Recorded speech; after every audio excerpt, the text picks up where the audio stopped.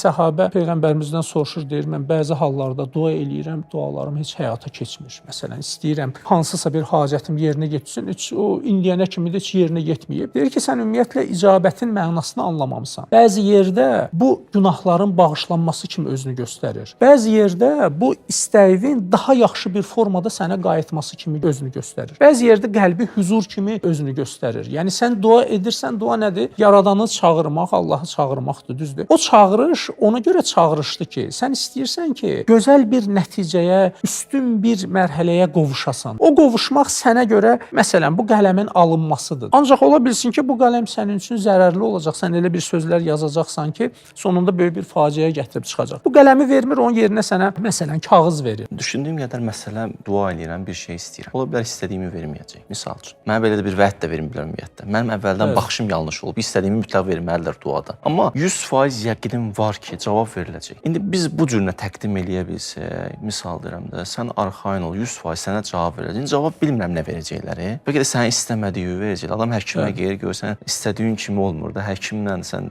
diktə eləyə bilmərik həkimə bu dərmanı içmək istəmirəm, bu iynəni istəmirəm. Amma həkim elə bir tapşırıq verir, görsən, xoşuma da gəlməsə də belə mənə xeyirlidir. Bir vaxt araşdırdım qəbul olunmayan dualar. Yəni var belə bir şey yoxsa. Gördüm ki, hədislərdə səndə nə qədər mövzular var ki, qəbul olunmur, bu duanı eləməyin. Amma biz onu eləyirik, ümidimiz var. Misal üçün, hədisdə deyilir ki, belə dua eləməyin ki, ilahi, mən heç bir çətinliklə üzləşdirmə. Bu qəbul olmayacaq. Yəni bu dünyanın mahiyyəti faktiki olaraq çətinliklərlə yoğrulub. Gecəsi varsa gündüzü də var, asanlıq varsa çətinlik də var. Qəbul elə bunu. Bir də qəfil hadisələr. Dünyanı bu cür anla və bu cürünə qarşıla və bu cürünə hərəkət elə. Və amma onu bil ki, əgər o düzgün xəttdə hərəkət edirsənsə, o yoldan çıxmamısansa, nə olursa olsun, ən gözəlin verəcək Allah mənə. Özü demir gözəlin, ən gözəlini Allah mənə verəcək.